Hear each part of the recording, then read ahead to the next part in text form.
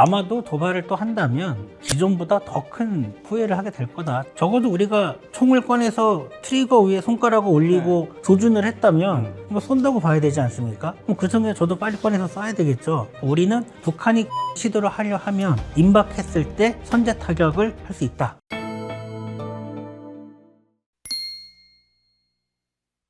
국방연구원 박용환 박사님 모셨습니다. 안녕하십니까? 네, 안녕하세요. 네.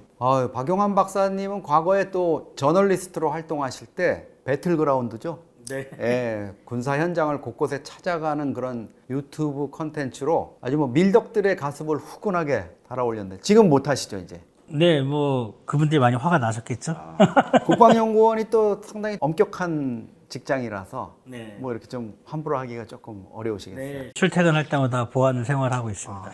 최근에 또 핵 안보 연구실장에 보직이 되셨다고 네네. 축하드립니다. 열심히 일하겠습니다. 먼저 그 핵 얘기해야 되겠네요. 핵 안보 연구실장님 되셨으니까 북한이 우리 한국의 핵 추진 잠수함 네. 이거 가지고 또 시비 걸고 있어요. 자기들은 뭐 작년 12월에 동체까지도 선체까지도 공개를 하고 이랬는데 내로남불 아니냐 이런 얘기도 나오고 휴전선 일대에서 또 도발적인 모습도 보이고 있고 우리 국방부도 이제 야, 이건 정전협정 위반인 것 같은데 좀 뭔가 대책을 세우자 이런 움직임인 것 같습니다. 북한 김정은 지금 뭘 노리고 이러는 겁니까? 김정은은 기본적으로 두 가지 생각하는 것 같습니다. 하나는 본인들의 그런 핵 능력 강화를 이제 기본적으로 계속 해왔던 거를 계속 추진하는 거고요. 이제 두 번째는 이런 완충지대 같은 경우도 본인들이 좀 더 거리두기를 하는데 그런 수단으로도 활용하는 목적도 있다. 한국과는 좀 비무장지대 지금 철책하고 뭐 지뢰맷을 공사하는 게 각종 방벽도 쌓고 뭐 이런 모습들이 이제 다소 포착이 되고 있는 거죠. 그런데 이제 김정은이 최근에 또 행보를 보면 여름 되면은 김정은이가 좀 힘들어하는 것 같아요. 겨울에 막 다니는데 아무래도 좀 140km 이 거구에다가 뭐 심장 쪽 약하다 이러니까 동해안 가가지고 휴식을 좀 하는 것 같은데 그쪽 연선으로 해가지고 강원도 원산에도 가고 뭐 이랬는데 최근에 보니까 구축함 이제 취역시켜라 9월달에 강건호 그러면서 해군 핵무장 얘기 엄청 하거든요. 그거 어떤 의미입니까? 해군을 핵무장한다는 거는? 핵무기라는 거를 북한은 일단 기본적으로 다양한 그 투발 수단을 활용하겠다라는 목적이 있습니다. 상식적으로 생각하면 북한이 얘기하고 있는 구축함이라고 하면 구축함은 사실은 이제 수중전이나 수상전을 하는 건데 거기에 핵무기 넣는 건 아니죠. 예, 그런데 이제 김정은은 거기도 대지 공격을 목표로 하는 핵무기 또는 뭐 필요하다면은 이제 항모정단을 대상으로 하는 핵무기를 탑재할 텐데 기본적으로는 우리 아스널십이라고 하죠. 예, 이제 약간 성격이 좀 안 맞긴 합니다. 다 분리되는 건데 그 목적의 배는 그 배, 또 이 군함은 군함. 기본적으로 구축함, 또 뭐 이지스함 이런 거는 이제 함대를 구성하는 목적인데 북한이 공개하는 거는 그거를 다 하겠다. 멀티퍼포즈가 되는 거죠. 조금 성격이 다릅니다. 김정은 입장에서는 뭐가 좀 개념이 이렇게 확실하게 세분화 안 돼 있는 거네. 해군 전력이 아직은. 개념이 없을 수도 있고요. 아예 없을 수도 있다. 없을 수도 있고 아니면 우리는 다르다. 이런 불편 같은 거죠. 색깔 다 넣겠다. 그런 인식일 수도 있고요. 종합 선물 세트예요.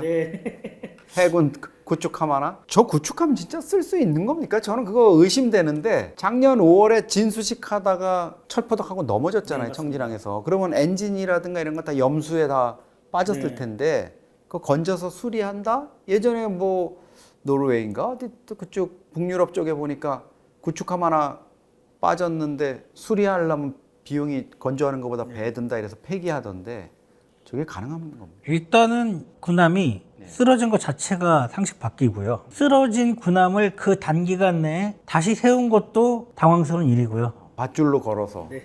노래 생각나요. 밧줄로 꽁꽁. 뭐 이런 노래 있잖아요. 그리고 세운 걸 저렇게 어쨌든 실제 좀 기동을 하고 있으니까. 그렇죠. 떠 있죠. 네, 떠 있는 것도 상식 바뀌고요. 모든 게 다 사실은 일반적인 관점에서 볼 때는 다 상식을 벗어나는 게 연속이긴 합니다. 현 시점에서 북한이 국지 도발, 좀 휴전선 있는데도 좀 심상치 않다. 자꾸 해군 핵무장화 이렇게 하다 보니까 옛날처럼 또 서해에서 도발을 하거나 연평도 포격처럼 국지 도발을 하는 거 아니냐 이런 얘기가 나오는데 그런 도발하면은 어떤 식으로 좀 도발을 예상하시고 우리군은 지금 어떻게 대응을 할 수 있겠습니까? 기본적으로 이제 도발을 안 할 거다 생각을 하면 가장 취약하겠죠. 그리고 그 시기도 마찬가지고 지역도 마찬가지고요. 근데 또 도발하는 입장에선 좀 뭔가 그런 애매모호한 부분을 분명히 노릴 것으로 생각을 할 수 있습니다. 그래서 우리가 소위 이제 그레이 존이라고 하는 거죠.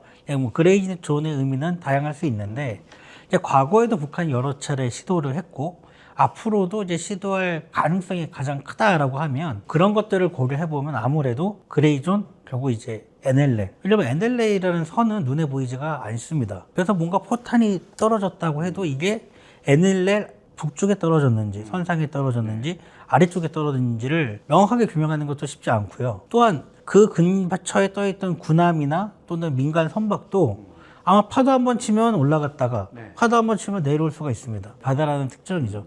그래서 아마도 그렇게 뭔가 경계선이 애매한 곳을 노려서 공격했을 때 가장 그런 뭐랄까 대응하는 쪽에서 취약성이 생길 수 있는 또 정치적인 민감성도 있고 그래서 늘 항상 고민되는 부분은 NLL 또 하나가 이제 과거에도 북한이 도발했던 결국 이제 영공이죠. 드론을 날린다든지 하는 이런 부분이 있는데 물론 이제 최근에 이제 드론 관련해서 남북 간에 조금 관계 변화가 있습니다만 오히려 또 관계 변화가 있기 때문에 우리가 방심하면 안 되겠죠. 그래서 뭐 이런 다양한 요인들은 항상 잠재되어 있습니다.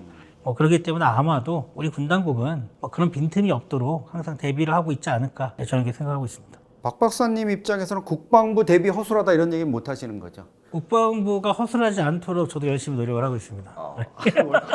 당국자 다 되셨네요. 저널리스트에서 확인할 수 있는 위치에 있지 않다. 네, 제가 말씀드릴 위치가 아니라서. 네. 서해 NLL 말씀하셨는데 과거에 우리가 얘기했던 거, 뭐 북한이 공기부양정이나 이런 걸 이용해 가지고 우리 서해의 섬을 기습 점거한다. 그거 진짜 가능한 겁니까? 아니면 그건 그냥 우리가 우려하는 수준입니까? 모든 게 가능성이 아예 없다라는 부분은 없겠죠. 당연히 그런 대비가 돼 있을 것이고요. 저도 이제 과거 이제 취재를 하기 위해 그쪽 지역을 갔을 때 보면 현장에서 우리 군이 해병대가 있지 않습니까? 적절한 장비, 또 적절한 대응 태세, 적절한 대응 개념으로 준비가 잘 되어 있다라고 저는 생각을 하고요. 아마 무모한 도전을 북한이 하지 않는 게 바람직하다 저는 뭐 그렇게 생각합니다. 준비가 철저히 되어 있답니다. 섣부른 도발은 망신을 당할 수 있으니까 김정은 또 그 수하들이 잘 새겨 듣지 않을까 이런 생각이 드네요. 아까 그레이존 말씀하셨는데 그게 어떤 뭐 지역적인 개념일 수도 있지만 예를 들어서 천안함 폭침 도발처럼 누구의 소행인지 대번에 딱 알기가 어려운 이것도 일종의 그레이존이라고 할 수 있는 맞습니다. 그래서 이제 그게 수중에서든 또는 이제 사이버상에서든 빈번하게 일어나는 사례가 되고 사이버도 있네요. 그렇습니다. 사이버도 이제 추적하는 과정이 되게 오랜 시간이 걸릴 수가 있고 특히 이제 과거 사례를 보면 평창 올림픽 때 이제 우리 측에 대한 그런 해킹 시도가 있었는데 초기에는 뭐 이제 북한이다 이런 발표가 났지만 추후에 이제 아마 러시아일 것이다. 그럼 러시아가 북한인 것처럼 꾸몄다. 뭐 이런 이야기도 있습니다.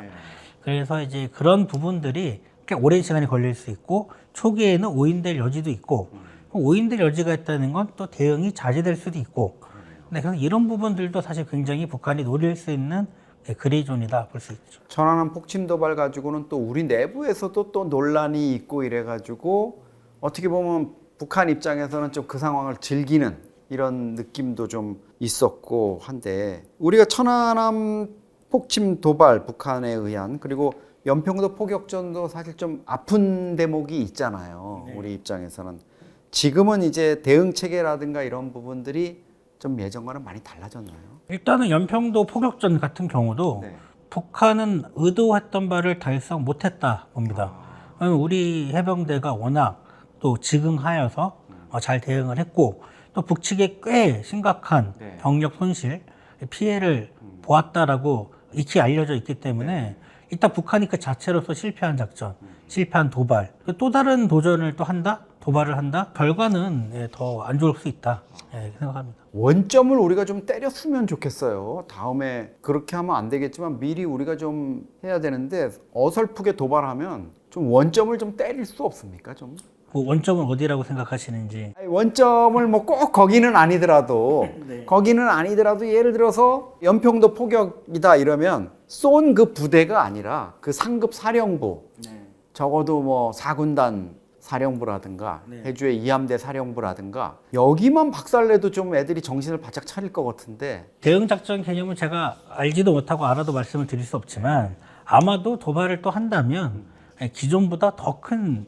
아마 후회를 하게 될 거다, 저는 이렇게 생각을 합니다. 여기서 아마 대응하는 그 원점이 어디인지는 우리가 뭐 미루어 짐작할 수 없으나 네. 분명한 건 그 선택을 후회하게 된다. 김정은이가 가슴이 서두를 거고. 이미 그때도 북한은 꽤 많은 인명 피해를 봤습니다. 아, 연평도 포격 도발 우리가 응전했을 때요. 그때 그 이후에 부상 또는 현장에서 사망했던 네. 그러니까 우리의 자위권적 조치로 인해서 이루어진 그 피해가 북한으로서는 그때도 이미 감당하기 어려웠는데 또 그런 무모한 도전을 하지 않기를 저는 권유드립니다. 예, 그 당시 상황에 대해서 뭐 여러 가지 평가가 엇갈리는 부분도 있는데 저도 사실은 박용환 박사님 말씀에 좀 공감이 가는 게 그 당시에 그 우리가 응징 보복을 하는 그 상황에서 대북 감청부대 있잖아요. 그 뭐 베일에 쌓인 조직이지만 거기에 그 계시던 분이 이제 말씀을 하시는 게 그 우리가 다 들을 수 있잖아요. 걔들도 급히 막 통신하고 이러니까. 근데 어마어마한 피해를 입은 걸로 얘기를 하더라고요. 보도에 따르면 현장에서 꽤 많은 사망자,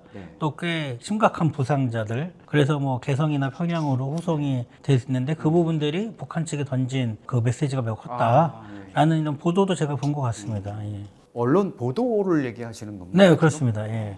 내부적으로 혹시 보도 말고 옛날에 그 나이 좀 있으신 장관님들 같은 경우에는 자기가 비밀 내용 보고받은 거하고 아침에 신문에서 본 내용하고 헷갈리셔가지고 많이 좀 이렇게 서비스를 해주시던데. 저는 보고하는 위치지 보고받는 위치가 아닙니다.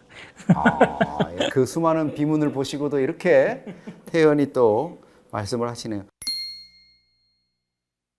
김정은이 최근 들어서 핵 교리라든가 이런 거 많이 좀 이제 하는 것 같아요. 최근에 이제 눈에 띄는 거는 본인이 아니더라도 이 쉽게 말하면 핵 버튼을 좀 위임을 줄 수 있는 이런 부분도 있거든요. 김정은이 핵 버튼을 누른다. 그러면 우리는 어떻게 대응을 합니까? 우리군이 가장 먼저 취하는 건 어떤 조치입니까? 일단은 김정은의 핵 버튼을 누르는 거 쉽지 않을 겁니다. 예, 왜냐면 핵 버튼도 뭐 갑자기 자다 일어나서 누르는 그런 물건은 아니거든요. 여러 가지 준비 조짐이 있을 거고 우리 군도 이제 그러한 북한의 소위 동태를 살피고 조기 경보를 하게 될 겁니다. 한국과 한미 연합군이. 그래서 아마 자위권적 차원에서 실제 북한의 그러한 공격에 임박했다라고 하면 저희가 이제 소위 얘기하는 요즘에 킬체인, 킬웹이라고도 얘기하고 또 레프트 오브 런치라고도 하죠. 모든 가용한 수단으로 선제 타격을 해서 발사 전 단계에 무력화되는 조치가 이루어질 것이고 여기에는 뭐 물리적인 수단, 비물리적인 수단 모든 게 다 동원이 될 겁니다. 그리고 대상도 꼭 그 미사일이 준비되는 사이트뿐만 아니라 그거와 관련한 상부, 원점 아마 포함이 되지 않겠습니까? 이 또한 아주 큰 실수를 하게 될 거라 뭐 김정은이 저는 그 선택도 결코 쉽지 않다. 이거 다 감당할 자신이 있어야 되겠죠. 박용환 박사님이 조금 전에 말씀하신 저 그 대목 진짜 되게 마음에 들어요. 발사의 왼편. 뭔지 좀 구체적으로 좀 설명해 주세요. 발사의 왼편을 구체적화하기 위한 노력을 정부가 하고 있다고 하면 언급이 된 부분을 제가 보도에서 본 것 같고요. 어떤 우리의 대응이라든가 북한이 핵이든 뭐든 발사할 때 보면 어쨌든 우리가 모든 거를 표기를 왼쪽에서부터 이렇게 하니까 단계별로 이렇게 가는데 딱 누르는 그 왼쪽 단계에서 뭔가 조치를 한다는 그런 개념이죠. 과거에 이제 이런 보도가 또 있었습니다. 뭐냐면 북한에서 다소 미사일 발사가 연이어서 실패됐던 사례가 과거에 있었는데 그걸 두고 혹시 미국에서 전자전이나 사이버전을 활용한 발사의 왼편 작전을 했던 거 아니냐라는 그런 이제 그 보도와 추측들이 다소 제기됐던 사례가 있죠. 근데 통상적으로 군의 작전이라는 게 이런 부분들은 충분히 다 고려하고 있다 이렇게 생각할 수 있는 거고 그게 진짜 미국이 했는지 안 했는지 그 부분을 확인할 수는 없지만 정말로 이렇게 위급한 순간에는 당연히 한미연합군은 모든 수단을 동원해서 그러한 대응 개념을 할 것이도록 우리는 다 충분히 예상할 수 있는 거죠. 제가 34년 안보 전문 기자로서의 경험을 말씀드리면 책임 있는 당국자가 언론 보도를 얘기한다. 쓰잘데없는 언론 보도 오분한 거 이런 거는 절대 얘기를 안 한다는 겁니다. 그래서 독자 여러분들이 우리 박영원 박사님 말씀을 잘 소화해서 들으시면 되지 않을까 이런 생각을 하는데 뭐 예방 폭격이라는 말도 있었잖아요. 예전에 보면은 예방 공격과 이제 현재 공격이 좀 차이점은 있습니다. 이제 예방 같은 경우는 이제 과거 일본이 진주만을 공격했던 예방 전쟁 같은 경우는 이제 좀 더 멀리 나간 개념이고요. 다만 우리가 이제 선제 타격 같은 경우는 정말 임박했을 때 정말 자위권적인 차원에서 이루어지는 거라 프리엠티브냐 프리벤티브냐 용어가 조금 다르긴 한데 분명히 성격이 다릅니다. 우리는 북한이 그런 시도를 하려 하면 임박했을 때 선제 타격을 할 수 있다. 네, 이 부분은 우리가 자위권적인 수단 그 개념에 포함이 되기 때문에 우리가 소위 얘기하는 공세적인 건 아닙니다. 우리를 스스로 보호하기 위한 부분이다. 자위권이다. 이제 일본이 진주만 공격했던 그런 예방 전쟁은 좀 더 멀리 나간 거죠. 하지 않아도 되는 걸 본인들이 좀 먼저 한 거고 우세를 점하기 위해서 또 우리는 이미 이루어지는 공격이 이미 타임라인이 돌아갔고 절차가 들어간 상황에서 절차를 멈추기 위해서 하는 거다. 이렇게 이해를 하시면 될 것 같습니다. 그러면 김정은이 핵을 이제 누를 것 같다. 거의 임박했다. 명백한 징후가 있다. 이럴 때 김정은을 우리가 뭐 킬체인이든 대량은유 뭐 시스템이든 해가지고 제거를 한다. 그 지휘부를 이란의 하메네이처럼 그렇게 하는 것도 우리의 어떤 예방적인 선제 조치로서 이렇게 용인은 될 수 있습니까? 아니면 그건 누르려고 했는데 죽이는 거는 너무 심하다. 어느 쪽입니까? 누르려고 하는 게 뭐 내심의 머리에 있는 단계인지는 제가 알 수는 없으나 통상적으로 그런 어느 정도의 절차가 있을 거고요. 그런 절차가 가동된 과정에서 이루어진 건 이미 교전 상태로 들어갔다라고 봐야 되지 않겠습니까? 상식적인 수준이 그렇습니다. 군에서 흔히 얘기하는 체크리스트에 이제 몇 개가 체크되냐 가지고 징후 판단하는. 적어도 우리가 총을 꺼내서 트리거 위에 손가락을 올리고 조준을 했다면 이거 쏜다고 봐야 되지 않습니까? 그럼 그 전에 저도 빨리 꺼내서 쏴야 되겠죠. 근데 뭐 제가 무기고에 있는 총을 그냥 무기고 한번 쳐다봤다고 저희가 대응하는 건 아니지 않습니까? 이게 좀 쉽게 생각하시면 그렇습니다. 어쨌든 김정은이 방아쇠에 손이 올라가는 순간 흔적도 없이 제거될 수 있다.